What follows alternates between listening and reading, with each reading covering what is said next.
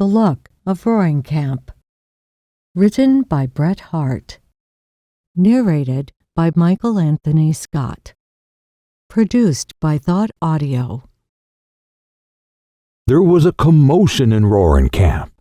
It could not have been a fight, for in 1850 that was not novel enough to have called together the entire settlement. The ditches and claims were not only deserted, but Tuttle's Grocery had contributed its gamblers, who, it will be remembered, calmly continued their game the day that French Pete and Kanaka Joe shot each other to death over the bar in the front room. The whole camp was collected before a rude cabin on the outer edge of the clearing. Conversation was carried on in a low tone, but the name of a woman was frequently repeated. It was a name familiar enough in the camp, Cherokee Sal. Perhaps the less said of her, the better. She was a coarse, and, it is to be feared, a very sinful woman. But at that time, she was the only woman in Roaring Camp, and was just then lying in sore extremity, when she most needed the ministration of her own sex. Dissolute, abandoned, and irreclaimable, she was yet suffering a martyrdom hard enough to bear even when veiled by sympathizing womanhood, but now terrible in her loneliness. The primal curse had come to her in that original isolation which must have made the punishment of the first transgression so dreadful. It was perhaps part of the expiation of her sin, that at a moment when she most lacked her sex's intuitive tenderness and care, she met only the half-contemptuous faces of her masculine associates. Yet a few of the spectators were, I think, touched by her sufferings. Sandy Tipton thought it was rough on Sal, and in the contemplation of her condition, for a moment rose superior to the fact that he had an ace and two bowers in his sleeve. It will be seen also that the situation was novel. Deaths were by no means uncommon in Roaring Camp, but a birth was a new thing. People had been dismissed from the camp effectively, finally, and with no possibility of return. But this was the first time that anybody had been introduced ab initio. Hence the excitement. "You go in there, Stumpy," said a prominent citizen known as Kentuck, addressing one of the loungers. "Go in there and see what you can do. You've had experience in them things." Perhaps there was a fitness in the selection. Stumpy, in other climes, had been the putative head of two families. In fact, it was owing to some legal informality in these proceedings that Roaring Camp, a city of refuge, was indebted to his company. The crowd approved the choice, and Stumpy was wise enough to bow to the majority. The door closed on the extempore surgeon and midwife, and Roaring Camp sat down outside, smoked its pipe, and awaited the issue. The assemblage numbered about 100 men. One or two of these were actual fugitives from justice. Some were criminal, and all were reckless. Physically, they exhibited no indication of their past lives and character. The greatest scamp had a Raphael face with a profusion of blonde hair. Oakhurst, the gambler, had the melancholy air and intellectual abstraction of a Hamlet. The coolest and most courageous man was scarcely over 5 feet in height, with a soft voice and an embarrassed, timid manner. The term roughs applied to them with a distinction rather than a definition. Perhaps in the minor details of fingers, toes, ears, etc., the camp may have been deficient, but these slight omissions did not detract from their aggregate force. The strongest man had but 3 fingers on his right hand. The best shot had but 1 eye. Such was the physical aspect of the men that were dispersed around the cabin. The camp lay in a triangular valley between 2 hills and a river. The only outlet was a steep trail over the summit of a hill that faced the cabin, now illuminated by the rising moon. The suffering woman might have seen it from the rude bunk whereon she lay, seen it winding like a silver thread until it was lost in the stars above. A fire of withered pine boughs added sociability to the gathering. By degrees, the natural levity of Roaring Camp returned. Bets were freely offered and taken regarding the result. 3 to 5 that Sal would get through with it, even that the child would survive. Side bets as to the sex and complexion of the coming stranger. In the midst of an excited discussion, an exclamation came from those nearest the door, and the camp stopped to listen. Above the swaying and moaning of the pines, the swift rush of the river, and the crackling of the fire rose a sharp, querulous cry, a cry unlike anything heard before in the camp. The pines stopped moaning, the river ceased to rush, and the fire to crackle. It seemed as if nature had stopped to listen too. The camp rose to its feet as one man. It was proposed to explode a barrel of gunpowder, but in consideration of the situation of the mother, better counsels prevailed, and only a few revolvers were discharged. For whether owing to the rude surgery of the camp or some other reason, Cherokee Sal was sinking fast. Within an hour she had climbed, as it were, that rugged road that led to the stars, and so passed out of Roaring Camp, its sin and shame forever. I do not think that the announcement disturbed them much, except in speculation as to the fate of the child. Can he live now? Was asked of Stumpy. The answer was doubtful. The only other being of Cherokee Sal's sex and maternal condition in the settlement was an ass. There was some conjecture as to fitness, but the experiment was tried. It was less problematical than the ancient treatment of Romulus and Remus, and apparently as successful. When these details were completed, which exhausted another hour, the door was opened, and the anxious crowd of men, who had already formed themselves into a queue, entered in single file. Beside the low bunker shelf, on which the figure of the mother was starkly outlined below the blankets, stood a pine table. On this a candle box was placed, and within it, swathed in staring red flannel, lay the latest arrival at Roaring Camp. Beside the candle box was placed a hat. Its use was soon indicated. "Gentlemen," said Stumpy, with a singular mixture of authority and ex officio complacency, "gentlemen, will please pass in at the front door, round the table, and out at the back door. Them as wishes to contribute anything toward the orphan will find a hat handy." The first man entered with his hat on. He uncovered, however, as he looked about him, and so unconsciously set an example to the next. In such communities, good and bad actions are catching. As the procession filed in, comments were audible. Criticisms addressed perhaps rather to Stumpy in the character of showman. "Is that him? Mighty small specimen. Hasn't more'n got color. Ain't bigger nor a derringer." The contributions were as characteristic.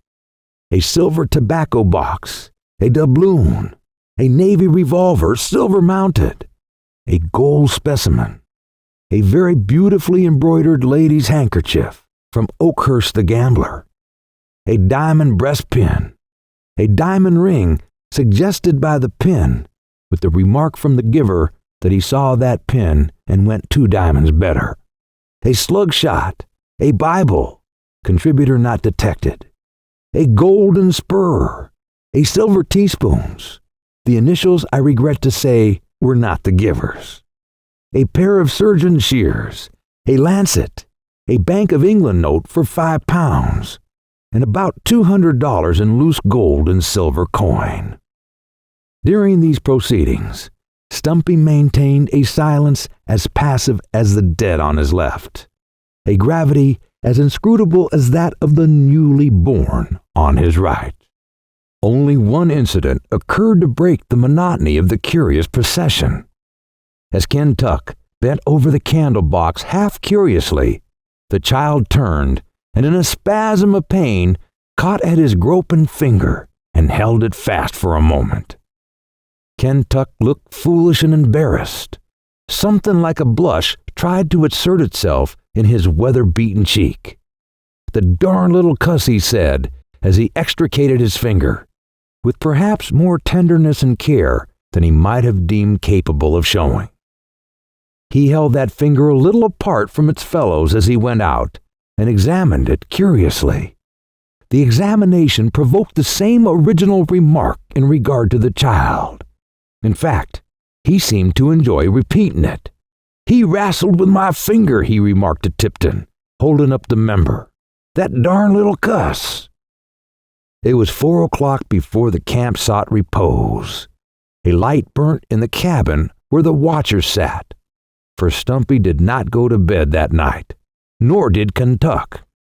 He drank quite freely and related with great gusto his experience, invariably ending with his characteristic condemnation of the newcomer.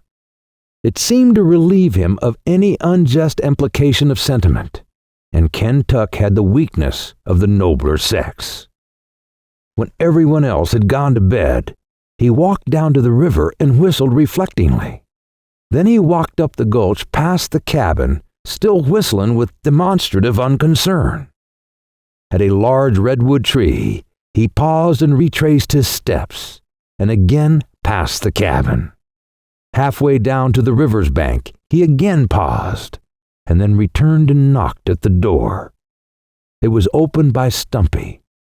"How goes it?" said Kentuck, looking past Stumpy toward the candle box. "All serene," replied Stumpy. "Anything up?" "Nothing." There was a pause, an embarrassing one. Stumpy stood holding the door. Then Kentucky had recourse to his finger, which he held up to Stumpy. "Wrestled it, the darn little cuss," he said, and retired. The next day, Cherokee Sal had much rude suppleture as Roaring Camp afforded. After her body had been committed to the hillside, there was a formal meeting of the camp to discuss what should be done with her infant. A resolution to adopt it was unanimous and enthusiastic, but an animated discussion in regard to the manner and feasibility of providing for its wants at once sprang up.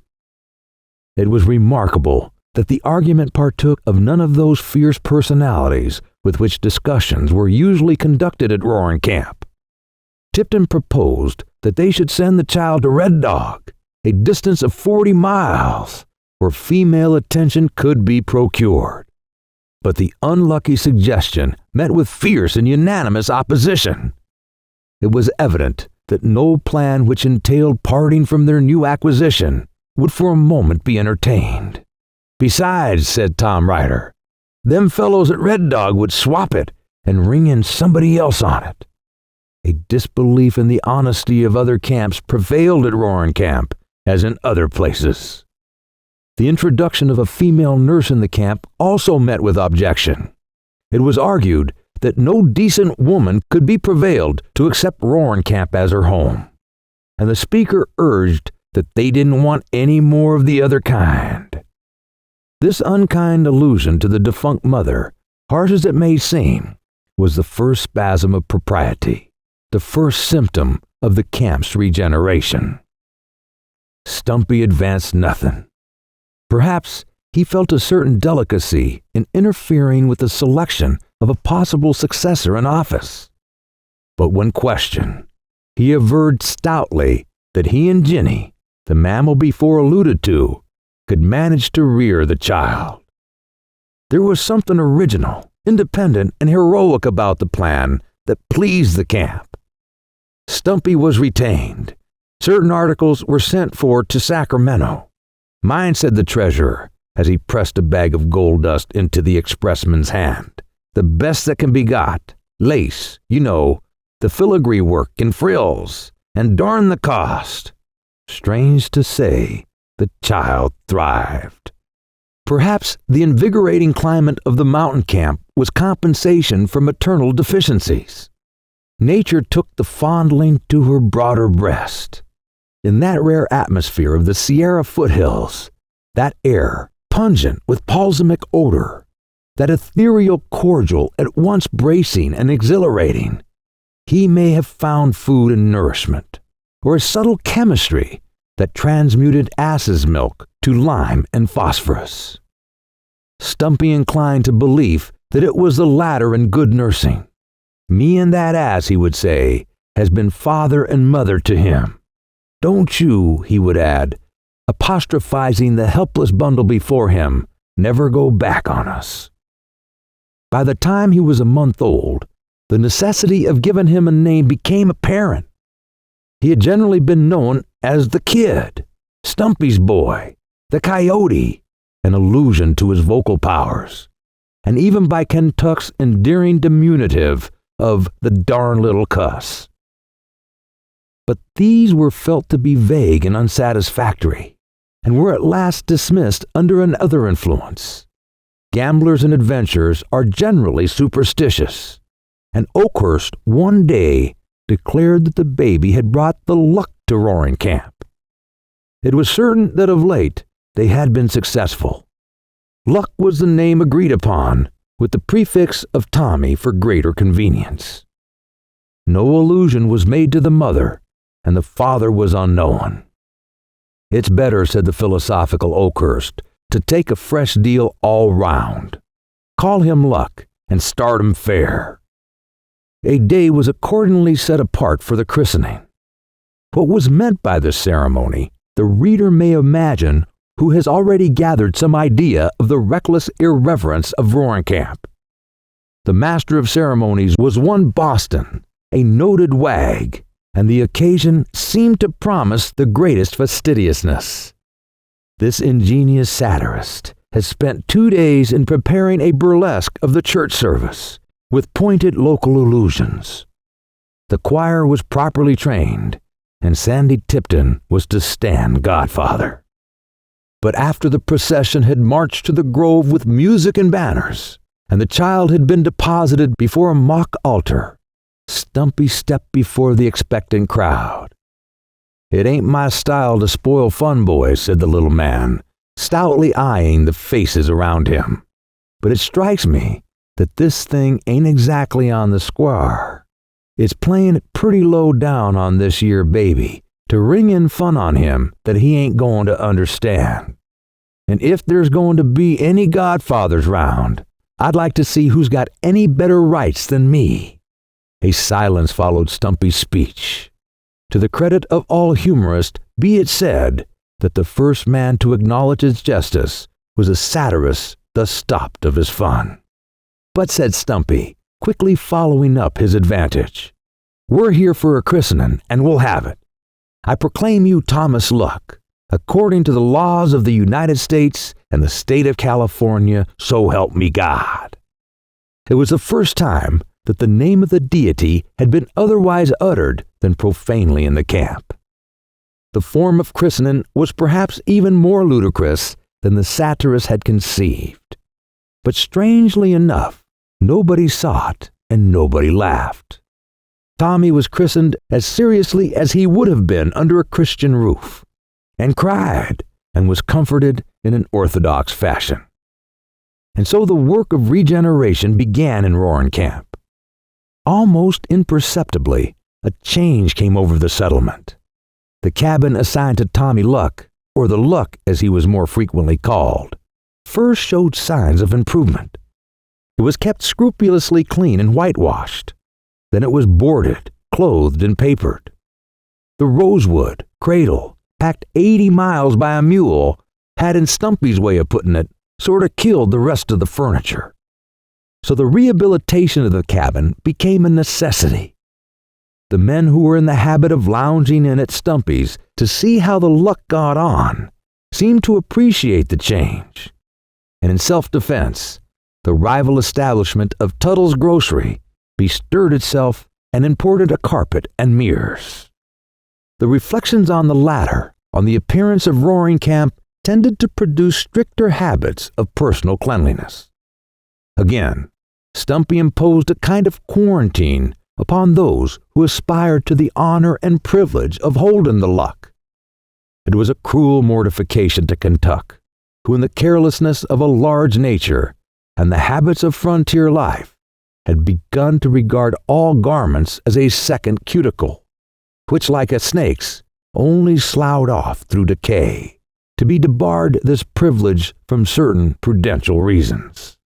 Yet such was the subtle influence of innovation that he thereafter appeared regularly every afternoon in a clean shirt and face still shining from his ablutions. Nor were moral and social sanitary laws neglected. Tommy, who was supposed to spend his whole existence in a persistent attempt to repose, must not be disturbed by noise. The men conversed in whispers or smoked with Indian gravity. Profanity was tacitly given up in these sacred precincts, and throughout the camp, a popular form of explicative known as "darn the luck" and "curse the luck" was abandoned as having a new personal bearing. Vocal music was interdicted, being supposed to have a soothing, tranquilizing quality. And one song, sung by Man-o'-War Jack, an English sailor from Her Majesty's Australian colonies, was quite popular as a lullaby.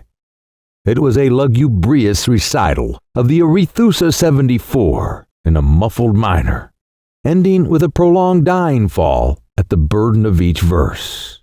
On board of the Arethusa.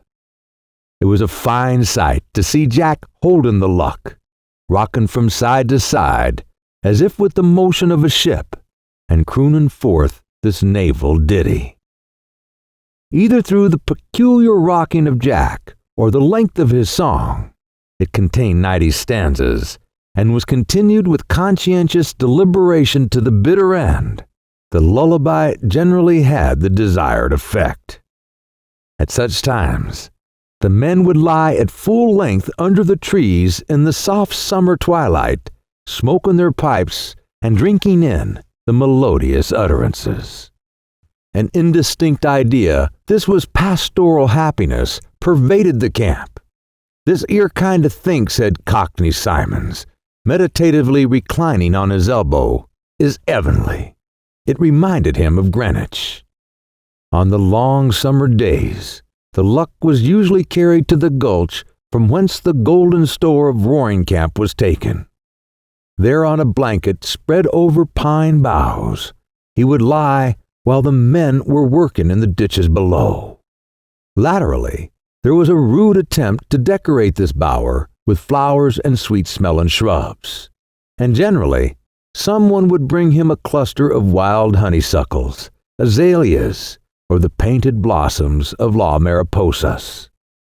The men had suddenly awakened to the fact that there was beauty and significance in these trifles, which they had so long trodden carelessly beneath their feet.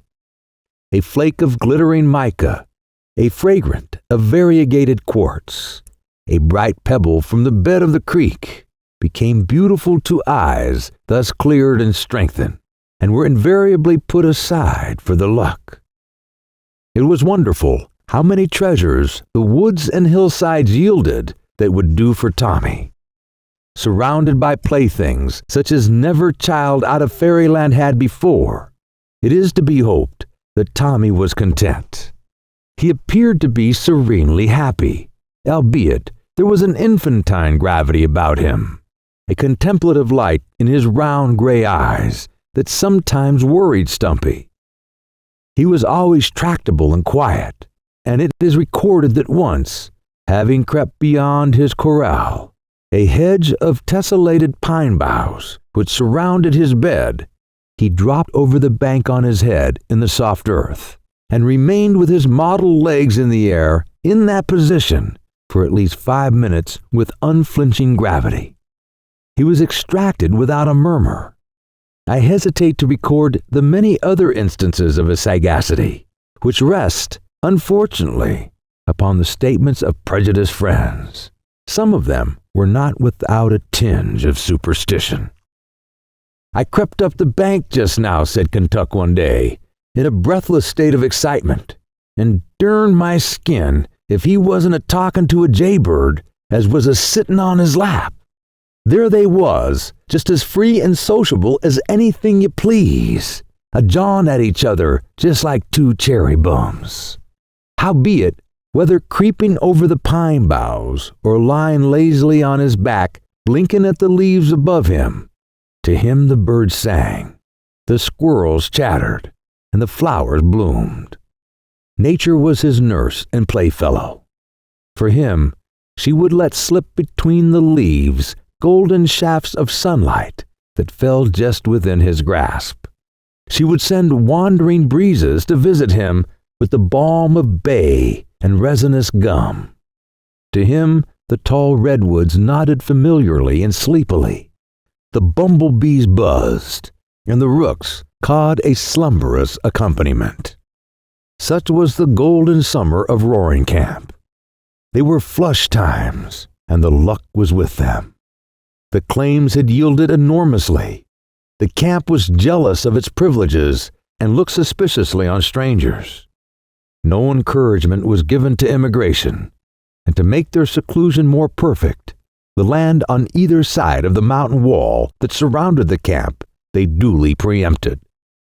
This and a reputation for singular proficiency with the revolver kept the reserve of Roaring Camp inviolate. The expressman, their only connecting link with the surrounding world, sometimes told wonderful stories of the camp. He would say, "They've a street up there in Roarin' that would lay over any street in Red Dog. They've got vines and flowers round their houses, and they wash themselves twice a day. But they mighty rough on strangers, and they worship an Injun baby." With the prosperity of the camp came a desire for further improvement. It was proposed to build a hotel in the following spring, and to invite one or two decent families to reside there for the sake of the luck, who might perhaps profit by female companionship. The sacrifice that this concession to the sex cost these men, who were fiercely skeptical in regard to its general virtue and usefulness, can only be accounted for by their affection for Tommy. A few still held out, but the resolve could not be carried into effect for 3 months, and the minority meekly yielded in the hope that something might turn up to prevent it. And it did. The winter of 1851 will long be remembered in the foothills. The snow lay deep on the Sierras, and every mountain creek became a river, and every river a lake. Each gorge and gulch was transformed into a tumultuous watercourse that descended the hillsides, tearing down giant trees and scattering its drift and debris along the plain.